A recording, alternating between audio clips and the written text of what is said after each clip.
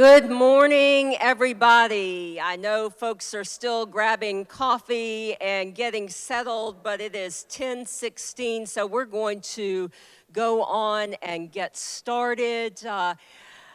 Today, this is about the third or fourth year that we have offered adult education specifically geared towards our coming up Requiem for the Homeless, our upcoming Requiem for the Homeless this year on Monday, November 3rd, starting at 5 in the afternoon with dinner and a variety of services, and then the liturgy itself beginning at 6:30 and actually 7, but there's special music you won't want to miss at 6:30 in the nave. And again, that's Monday, November 3rd this year. We still have a few volunteer opportunities, and we are still in need, particularly of men's pants, jeans, winter coats, and closed-toed shoes, particularly in large, very large sizes. So if you, on your way out, there is a table where you can do a little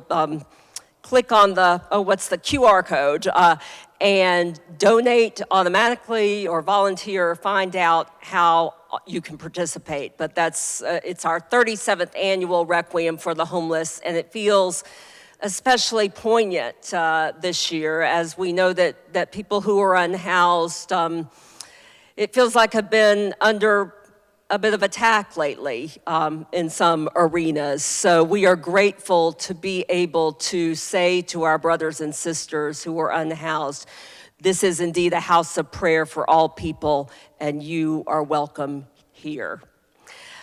Our partner agency, Intown Cares, is an organization that says you are welcome here to people in need every day. And they have been doing it for years on the campus of North Druid Hills Presbyterian Church, and they do it wonderfully. So we are blessed to have with us today to talk some about the work of our partner agency, Intown Cares, Tracy Woodard, who is Program Manager for Homelessness Services at Intown Cares. And Tracy is a colleague of Tanya Davenport, who you've heard me speak about, perhaps and others of us talk about, is our new social worker through our new collaboration, Buckhead Cares. It's a collaboration of the Cathedral of Christ the King, Peachtree Road United Methodist Church, and Second Ponce de Leon Baptist Church, offering triage and emergency services to our unhoused neighbors here in the Buckhead community. But here today, we are happy to welcome Tracy Woodard. Thank you, Tracy. Thank you, Reverend Mitchner. Good morning, everybody. Thank you for having me today. Just a brief introduction about what I do at Intown Cares and how I ended up doing it. I will actually preface, I used to go here as a kid. I used to be in the St. Cecilia Choir. Both of my parents were organists with the AGO, so my entire childhood was AGO meetings. I now go to All Saints, just up the road. But I started working in homeless services when I was 18. I went to a very nice high school in Gwinnett County. I went to Parkview. And my boyfriend at the time, when I was 16, he would run away from home. He was dealing with drugs. He would run away, live on the street, come back a couple of weeks later. A few weeks later, he changed his mind. He'd go back, and he did this 6 or 7 times, and which was traumatic for his family. Like, he lived in a 5,000 square foot house with loving parents with college degrees who hugged him every day, and he still suffered from drugs. And I remember going to his mom, and I'm like, how do you feel about all this? And she says, well, I'm angry. I don't want him to be doing this, but the door is always open, and he can always come home. And eventually, he did settle down, came back home, went to college, figured out his life. And that has been our philosophy at Intown Cares, is that there's a lot of people and they need multiple chances. They need a lot of hand holding. You know, there are definitely a lot of folks out there who are unhoused, who are having a hard time, and you can help them once and they're pretty independent and they just roll in their own steam. But not everybody's that fortunate. There's a lot of mental health, there's a lot of substance abuse, there's just a lot of trauma from poverty. And that's kind of what I want to talk about is I don't know if you've been reading in the news about how SNAP benefits are going to be going away in November, right? And it may not seem like a lot, If you are a single adult in Georgia and have no income, I think you get $200 a month in SNAP benefits. But for a lot of people, that's a lot of money. And that is now an expense that they're going to have to figure out to manage. And that means there's going to be a lot more hunger, especially in families, especially in parents. The number of mothers that I go to, and I say, "What'd you have for breakfast today?" And the answer is nothing, because they are reserving as much food as possible for their children. They're saving up to pay their power bill, their phone bill, making sure there's gas in the car so that they can still go to work every day. And it's not just people who are unhoused. It's all the people who work at the airport. I mean, you think about Hartsfield Airport, it takes 60,000 people to keep Hartsfield Airport going. So that's a lot of janitors, security guards, baggage handlers. They don't make a lot of money. They have kids to feed, right? And this is suddenly a new expense that they're going to have to grapple with. And while food pantries are lovely, we run a massive food pantry. We probably push out 10,000 pounds of food every week. For every meal you get from a food pantry, SNAP provides 9 meals, right? So that's a huge hit for the millions of people in Georgia who've been depending on it. I don't want to depress you with too many facts today. I want to talk about solutions. And I love that Cathedral of St. Philip's already has a lot of programs in place that work with food and that work with the families, such as Ms. Tanya Davenport's office helps people navigate a lot of the bureaucracy of how to get the benefits that people qualify for. My team does something very similar to what Tanya does, except we don't work in an office. Our office is the streets. We were very fortunate to have a progressive Atlanta City Council who paid for case managers to be assigned to specific city council districts. So for example, my team has case managers for districts 1, 4, 6, Kirkwood, Little Five Points, Sweet Auburn, and East Atlanta Village, and we're hoping to expand.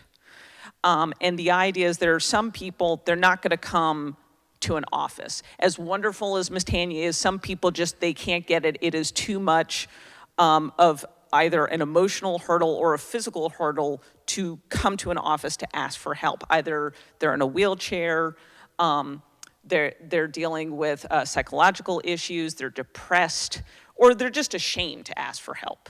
And so what my team does is we go to these areas where there's a high instance of homelessness and we build trust. We visit people over and over again. Some people say yes right away. Some people, you have to visit them 10 times to get to a yes because they just don't trust strangers.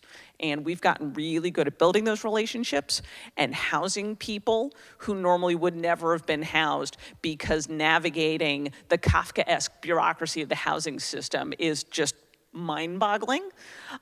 So yes, that's what we've gotten really good at. As far as SNAP, I'm gonna start with questions and ask, does anybody know what's happening with SNAP benefits? Yes. You get to talk now. Well, they're stopping them, and even though, because of the government shutdown, but there is $6 billion in reserve, but they're in the USDA, and they're not going to use it. Well, cruelty is the point. And I want to talk about things that we can do. I want to talk about very practical solutions that any of us can do. There are some things that are super fun, the things that I think are fun. I have a weird definition of fun. One of the things that I encourage all of you to do before you leave, because some of you might have to leave early to get your little ones for the costume parade, is I have a brown paper bag with a shopping list. And we're not talking fancy, we're not talking brie and crackers, we're talking peanut butter and beans and rice. Stuff that you can stretch, that doesn't cost too much, that stores easily. You can also volunteer at our food pantry. We run this food pantry every Tuesday and Saturday in the morning from 10 to 12. And not only do we feed a lot of the unhoused, we feed a lot of families, a lot of people who are in subsidized housing. I would say half of our food is delivered to either subsidized housing or senior housing. Like if you ever go by the Maggie Russell Tower over where the Atlanta Medical Center used to be, Georgia Baptist, I think we've got 50 people in there that we feed every week. So we always need drivers. We always need people children included, who are willing to stack up cans of beans. I'm a big believer in starting children in service as early as possible. I have talked to so many parents who are like, I want my children to volunteer when they're 18. And I'm like, oh, no. There are opportunities younger than that. You can go to intowncares.org and sign up for a time slot on our food pantry. My dad does it every week. He is 78 and he loves it. So there's a job for everybody at the food pantry. If you want to go further than that, we have a wonderful partnership with Kim Jackson. Anybody know Kim Jackson? Yeah, Kim Jackson, she's going to heaven.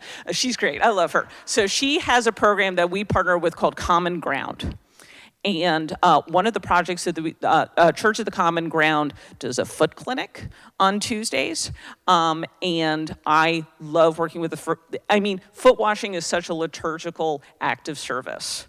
And I've been doing it for so long. I always come to it, it's like, well, when you're kids and you give like your little sister a pedicure, that's how I approach it. It is just this nice, short engagement that you can have with another person. And the people who come for it, they're so appreciative. They're so appreciative.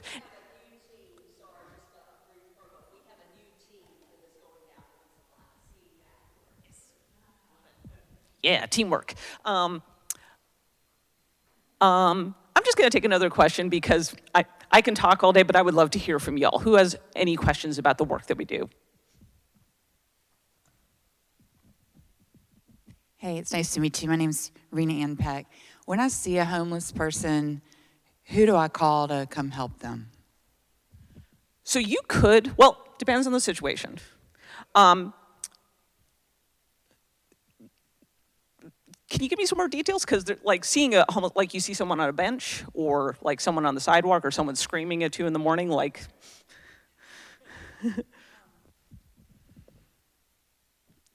Someone on the sidewalk. Sometimes they don't seem with it, and sometimes they could be screaming. Sometimes I feel like they could even be dangerous. So I want to know who to call. Thanks. Well, I'm going to pass on my phone number, and y'all can always text me, because everybody's got my phone number at this point. I'm going to sit down. So I've been doing this my whole life. I will say I've been doing this. I'm a 5'5" white woman. I've been doing this since I was 18. I've never felt in danger. Now, it helps that I'm short, and I project big mom energy.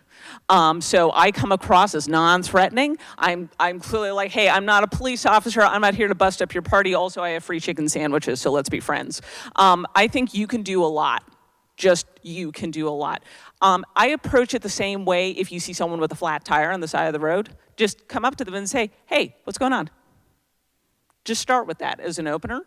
And if they answer, I like to keep things, I don't give out cash, but I like to keep things in my car or on me that I can hand to them. It's like, I got an extra bottle of water. Or I got an extra granola bar. You want that? And just offer it. They may say no, but just that moment of attention is something most of these people never get. Eye contact, a gentle word, an acknowledgement of their existence is something they never get. They are so hungry for normal friendship, if that makes sense. So start with yourself, if you're comfortable. You don't have to be. And then, yeah, I mean, if someone's screaming at 2 a.m, maybe keep 6 feet away and say, hey, you okay? Because maybe they're hurt. I always assume they're in crisis. But I start with a small word of kindness and just say, hey, do you need me to call somebody? Because a lot of folks are Grady babies. I would say half my guys are Grady babies. They have family in the area. And I'm like, hey, is your auntie? Does she live nearby? Can I call her? There was one wonderful interaction we had where somebody called and said, hey, there's this guy screaming in a park. We don't know what's going on.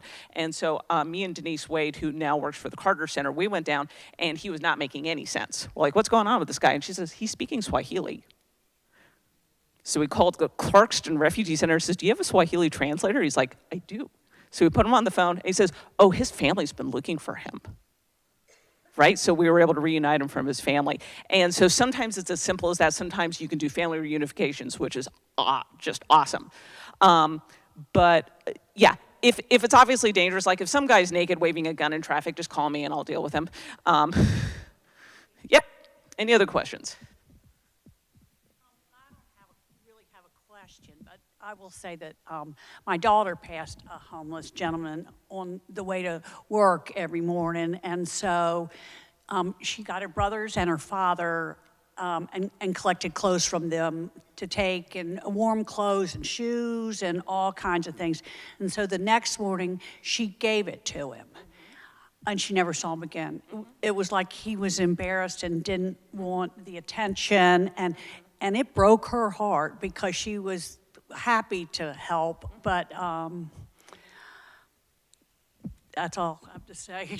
No, you're right. Shame kills.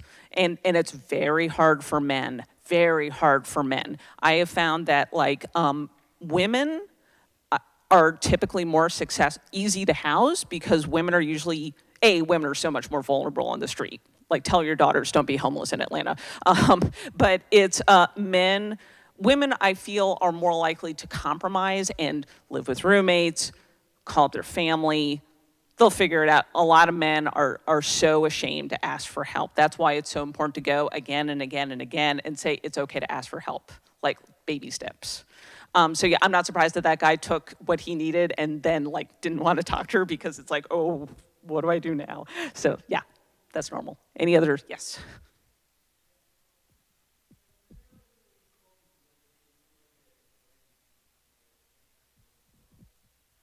Wait, we need a microphone. We can't hear you. You called me the other day, somebody I ran into long ago, and she had run into some hard times. You know, she also a lady that evangelized on the streets. So she had called me. I think I still have her information. She's about to be evicted and she needed help. So I gave her an information of a place that I know. She never got back to me, but I think maybe she might still need help. In case of that, how can I connect her with you? I'm going to try to reach her again to see if she got the help she need. But basically, just needing some kind of help, to stabilize her situation. And there's another person that I know because she used to work at the same place that I work. But now, due to the government shutdown, she's going through a rough time. I'd like to give her your information also, if possible. Yeah, absolutely. So they can call. Yeah. Yeah. No, absolutely. And yes, absolutely we can call, because one of the things we're very good at is navigating the services that are available, because you can do Google searches for rent assistance, utility payment assistance, and you're going to be calling a lot of numbers that are just getting bogged down with thousands of calls, and you're never going to talk to a human.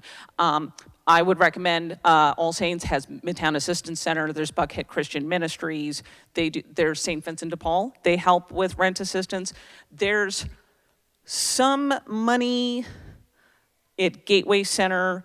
What's starting to happen now is Salvation Army and Gateway Center will help you with first month's rent and deposit if you've been evicted, but you found another apartment that will accept you. But that assumes that you make enough money to pay your rent going forward, and that's a big problem in Atlanta. Pre-COVID, I could find lots of one-bedroom apartments for $500 a month. That is a thing of the past. Anywhere within 50 miles of Atlanta, you're starting $1,200 or more. And so we're just having to move a lot of people to smaller towns. I had to move a lady to Augusta a couple of weeks ago. We're moving people to Dallas, Georgia, Carrollton, just because either you have a Section 8 voucher, which is also getting really hard to get, or, one of the things that scares me about the SNAP cards is a lot of people use the SNAP cards to pay their rent. I've been in a lot of houses where there's 10 or 12 people in a one-bedroom house, and the only way they're able to pay is they give the landlady their EBT card because that's the only resource they have. That's how they pay their rent. So there are resources, but yes, definitely I will give everybody my phone number, because people fall into different buckets. Like, there's different assistance for families versus veteran versus homeless youth, right? And they're not going to know that. That's why they call us. Let me run back to you. What geography do you cover? We're up in Cobb, and what's your footprint? So I have a very detailed street map on my office wall because it's so weird. So my team, so we had been the entire city of Atlanta, which is a lot. And now we're districts 146, East Atlanta Village, Kirkwood, Little Five Points, and Sweet Auburn. If you go to the city council website, you can download specific like street maps for those neighborhoods. We don't cover Cobb. If you want to do Cobb, you would call Must Ministries. And that's kind of the thing, is we get so many calls from all over the state of Georgia. The number of calls I've gotten from somebody in Valdosta, it's like, can you help me? It's like, you should call somebody in Valdosta. And which is by design. You want to work, you want to have local resources working for local people with issues. But yeah, if you have somebody in Cobb, I would just call Must Ministries. They're awesome. Yes. Anybody else? Any takers? Reverend, do you have any questions for me? Thank you. I'm going to do one more promo. In addition to giving money directly to Intown Cares and some of our other partner agencies like Church of the Common Ground, Emmaus House, which has a food pantry, and others. Many of you are aware that we have here at the Cathedral what we call the discretionary fund for the needy. And many people make gifts to that throughout the year, but one of the major sources for that fund is the loose offering that's taken up in the alms basins on the first Sunday of each month. And so next Sunday, All Saints Sunday, Big Sunday, will be the first Sunday of the month.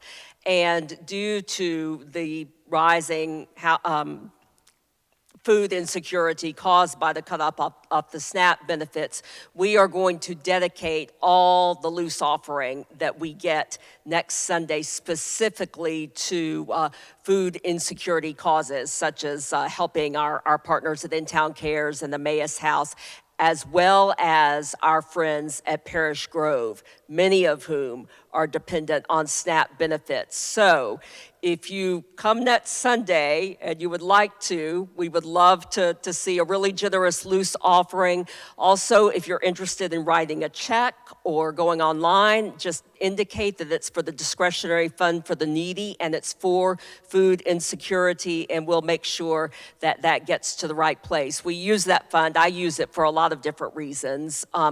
Oftentimes to help people in the community if they've not been able to find help elsewhere. But increasingly, I have to tell you that I am using those monies to help our own parishioners who are dealing with food and housing insecurity. And so the expenses are large, and so that's my promo. Thank you. Also, actually, Tracy, I wondered if you wouldn't mind speaking just a bit. Okay. Oh, thank you. That's the audience mic. What did you want me to talk about? Oh, yes. If I ever give it up, I know Jim knows me well. I wonder if you could speak a little to what we might do in terms of advocacy, because, within the Episcopal Church, we have the Episcopal Public Policy Network, and there are groups working throughout the church to try to keep things like the cutting off of SNAP benefits from happening. Do you have suggestions for that for those who might be inclined in that way? Yes, so we do a lot, not a lot of work, we do some work at the Capitol talking about state legislation.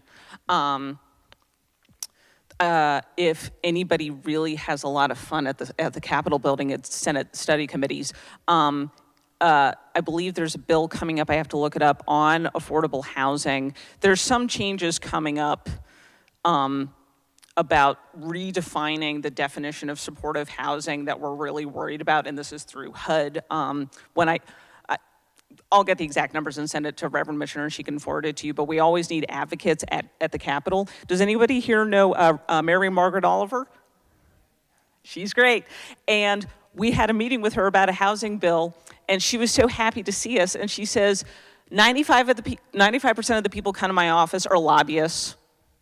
I would love to hear more from the people in the community who are actually talking about solutions, because it just depresses her how little her office gets used, how little her phone gets used. So I can send some House bills that are coming up, and if 10 people annoy their official congressperson or their state senator or their state rep. I think the numbers are if 2 people complain about something, they're like, okay. If 4 people call to complain about something, they're like, okay, they're listening. If 10 people from their district complain about the same thing, they're like, oh, something's on fire, we gotta do something.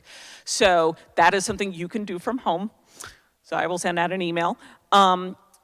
Also, as far as like in your neighborhood, it is so useful for us to hear from the community. Like if you hear somebody is on a bench and it's like that person has been on a bench for a month and they are in rough shape, we want to hear from you. We don't want to hear from the police. Obviously, there are some things where you need law enforcement. There's a whole lot of stuff where you should be calling us first, just even if it's just to sort of figure out what the next step should be.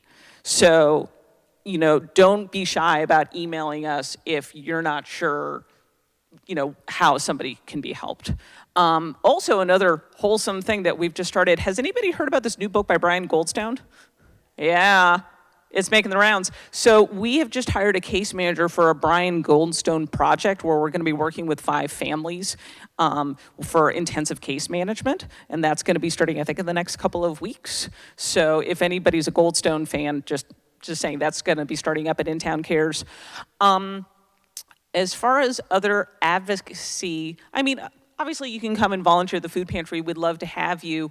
But I think also another important thing is there's a lot of new construction going on. We have the infrastructure bond getting ready for World Cup next year, which means we have a lot of very compassionate developers who are building supportive housing. This is like high density housing. Sometimes they're taking old buildings like hotels or old school buildings and turning them into efficiency apartments for low income adults. And the biggest pushback is the neighborhoods, because you have a lot of, does anybody know about their neighborhood planning unit? Yes, NPUs, yeah, there you go. The neighborhood planning units, you know, they'll come to the NPUs and say, well, like, we had this thing in Kirkwood where there was a church and they had 2 acres that they owned behind the church and it was just like a parking lot. It's like, we're not using this. This could be affordable housing. And the developer came with a mock-up and it looked so nice and the neighborhood fought it because they said, well, what's gonna happen with the parking? I don't see any parking. What's gonna happen to our street parking? And it's like, these people make less than $22,000 a year. If they're able to own a car, they probably don't qualify to live here anymore. So if you are part of your neighborhood organization and somebody comes and they want to build permanent supportive housing, affordable housing, housing for people making less than 30% average median income, just say yes.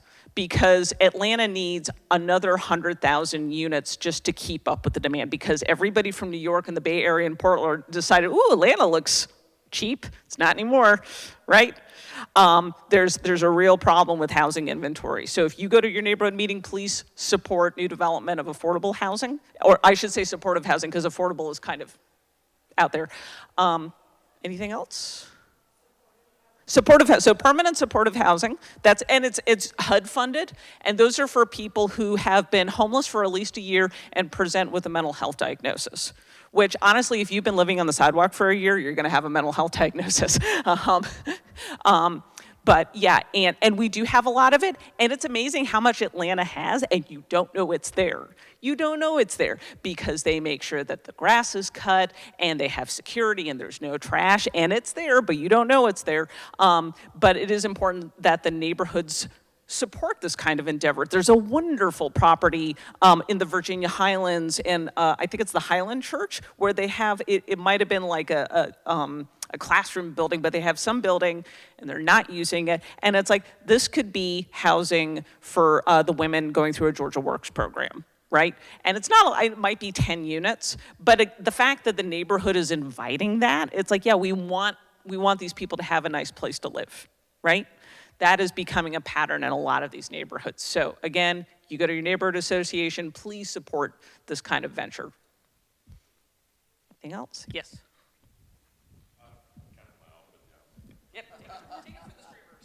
No, just something I would share that I think underscores the fact that the problem is becoming so pervasive. I read an article in Bloomberg this week about New York City, and it was talking about the affordable housing problem for people making between $100,000 and $300,000 a year. And the average rent for somebody making $300,000 a year is $8,200 a month in Manhattan. And I say that not to say that somebody making $300,000 a year has the same problem as somebody laying on the street. No. I think it is a very important data point that this problem is doing nothing but getting worse. Because if it's getting worse for somebody making $300K, which is probably $225 in Atlanta, that means it's getting a lot worse for somebody making $20,000 a year. And there doesn't seem to be an easy solution either for rents continuing to escalate. I mean, I could think of solutions, but that's because my husband and I are nerds and we think about this at 2 in the morning. There's a couple of problems. It was possible, you had more options during COVID because there were a lot of companies that let you work from home. And so, as far as continues ways that that we can advocate for the unhoused, I would say one of the critical things that we have to make sure we're not doing is completely disengaging. I don't know if anybody's on Christian internet and listens to Ali Stuckey and this whole thing with toxic empathy, where she's basically like, oh, the news is depressing. We shouldn't have to pay attention to that. We should just focus on ourselves, which is kind of narcissistic and eventually nihilistic. We have to, I'm not saying you have to be involved all the time, because you have to have a balance. But I think we should all pick something and really just stay in your lane on that, right? Because there are things I know I'm not going to be good at. Like, I'm never going to be able to work for DFACS, like with children. It would depress me. I like working with adults. It's what I'm good at. I do it every day. I think even if you're not in social services, if there's one person in your community that, not necessarily unhoused or just like having a hard time, and you may think it's like, well, I don't know anybody who's hungry. You do. If you work in an office, think about like the lady who's vacuuming the floor, the guy who's cutting your grass, the nurse's assistant at the hospital who's checking your parents' blood pressure. They don't make a lot of money. Atlanta's no longer affordable, and they're having to make decisions between food and paying the light bill. So if you were to find one person in your life and just offer, it's like, hey, do you need help with the groceries this week? Just start with this week. Maybe you won't need help next week, but start with, do you need help with the groceries this week? There's one retired doctor at my church at All Saints. He was a psychiatrist at CDC for 25 years, and he picked one man who just needed help getting to the doctor's appointments. And he's like, oh, I can do that. And so, he got him a phone, they stay in touch, he gives him a ride, they share a cup of coffee, right? If you can just pick one person in your sphere, because I think also one of the problems that some churches have is did anybody read Bleak House by Charles Dickens? No? Aw. It's a brick. Anyway, but there's a wonderful villain in there named Mrs. Jellyby, and she was what was called a binocular philanthropist. And what it was is she was really good about helping the poor people in India while the children in her own house starved. And we have to flip that. We have to work in our own neighborhoods, in our own community. Even if you're like, oh, well, this person looks like they're doing okay. It's okay to ask them. It's like, are you okay? Because they may not be. Does that make sense to everybody? Yes, you have a question. What have you found to be the best ways to get the word out? I sit on the housing team in my city, and we're looking at affordable housing, and it's really difficult. Chambly. Oh, yeah. And we have St. Vincent de Paul, their new facility or renovated facility is in our community. And so for me, that has been nice because it's a very specific thing that I can give, kind of to your question, like a very specific recommendation that I can give when I run into somebody who is having trouble or seems like they need help. I have that conversation with them, but what is your answer when people are asking, like, how do I figure out what's available in my community? Because I feel like that's the first step that is difficult for people sometimes. It's hard for us sometimes. There's so much turnover in social services that finding Patsy in accounting who's actually going to answer your question over the phone is like a miracle. The partner that we have in Chambly that I love to go to for questions like this, the question of where do you start, is Mercy Care. Mercy Care has a clinic in Chambly. They do have a small housing program. I don't think the housing case manager is there. I think they're down on Decatur Street. Boy, there's just not a lot of services up there. But I would start with Mercy Care and see if you can get a housing case manager on the phone. And then if there may be a larger question with, who's the mayor up there? Yeah, if you can like talk to whoever's in his housing department. Wait, do you run his housing department? No, but I am sitting on the board. You're sitting on the board. There are a lot of really great blueprints for affordable housing that the city of Atlanta has been doing. I don't know if you're familiar with Stryant Construction. Stryant, yeah, so Stan Sugarman, where they're taking, like, they're turning hotels into efficiencies and buildings like that. That is a really great blueprint because of the way they're able to manage the money, where they have like a lease agreement, a 3-year lease agreement with the church, and then they get some money from the state and some from federal dollars and some from city council and some from private donors. And it's, even though it does seem like a lot of money to build 50 units for people who are never going to be like entirely financially independent, it has such an improvement about overall quality of life, because you're reducing emergency room visits, you're reducing law enforcement interactions, and you don't have to step over somebody on the sidewalk, which is just like a bruise on my soul. I would, if you could have a conversation with the mayor's office in Chamblee and ask them, it's like, what do you think about Stryant? Doesn't that look cool? I think it looks cool. But also start with Mercy Care is my answer. So. Anybody else? Yes. Just, what do we do? Pick up the bags? With a flyer. And then we bring them to here, to those things? I think, Reverend Missioner, did you want them in the plastic barrels? If they filled a grocery bag, where does it go? We'll have to work that out. Okay. And we'll find a storage space for those. Yes, we have a regular collection, some of you know, of food for Intown Cares, but if we're going to be filling the bags, which I think is a great thing, we'll put something in the newsletter about where they can be bought. Thank you. Yes, sir. So when we find somebody who answers the question about needing groceries, let's just say, we're probably not supposed to give them cash. How do we handle that? I mean, what would you do next? Online Walmart orders are a wonderful thing. If they have a car, like if there's a store that they go to all the time, like they go to a Kroger or an Aldi's, I would just call ahead and put in an order, pay for it with your card, and they can come get it. I mean, that's what we did during COVID all the time. If you're not comfortable giving cash, like you can go to Kroger and Kroger will sell you like a card.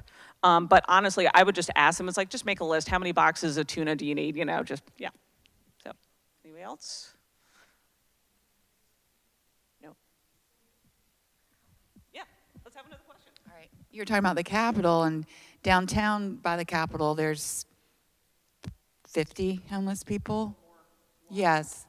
So what's up with that, and what's perhaps being done about that, and what can we do? So the good news is there's a program called Downtown Rising, where we have been setting aside apartments for the people who are sleeping in the tents downtown, and we've been placing them very quickly.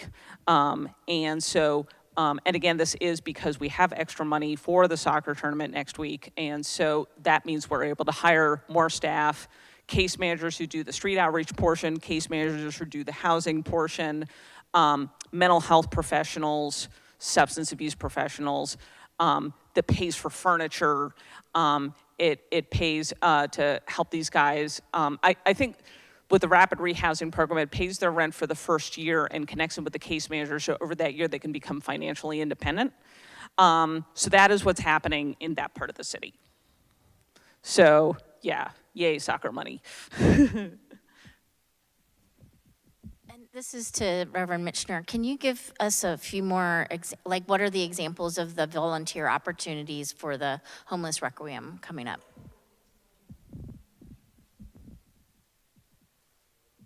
I'd be happy to, thank you.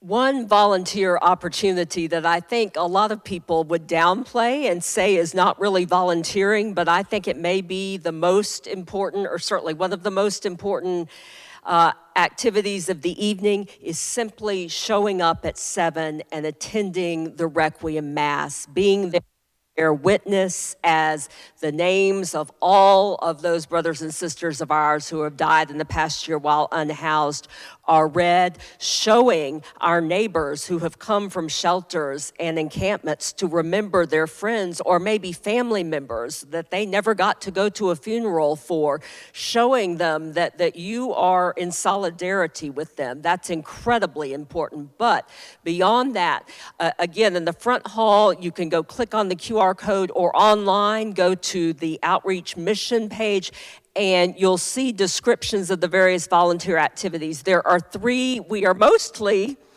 thanks be to God and the generosity of this incredible parish, we are mostly full up, but we do still have a need for some table hosts. Those are people who you don't just sit there and watch homeless people eat. You join in sharing a meal with them, so it's family style.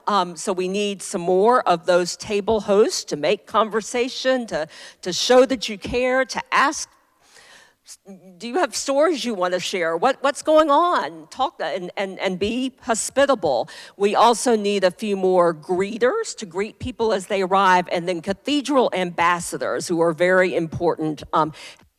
And restrooms, if somebody is having an emotional time and would like to speak with someone who would be supportive of that, directing them there.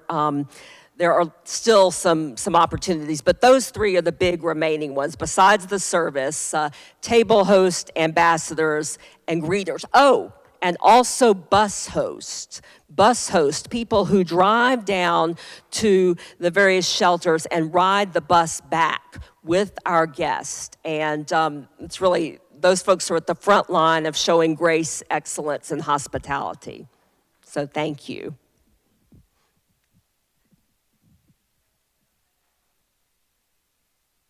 I would love to see more people having dinner with our unhoused folks. And if you're like, what do I talk about? You can always talk about football. People love complaining about the Buffalo Bills or the Georgia Tech v. Syracuse game we had yesterday. They're like, they have feelings. You can talk about pets. A lot of our guys have animals. We go into a lot of encampments. They have dogs for protection and for companionship, or they'll have cats. Pets are an easy, or just like, where'd you go to high school? The number of guys that I talk to, and it's like, oh, you were like, what? Like, you went to Shiloh? I grew up in that area, And a lot of times, once you ask an open-ended question like that, they'll do most of the talking. You can just smile and nod and go, because again, they want to have a normal conversation. Cool. I've got these food flyers. Who wants a bag? Anybody? Okay, I'm going to start passing them out. Let's make some friends.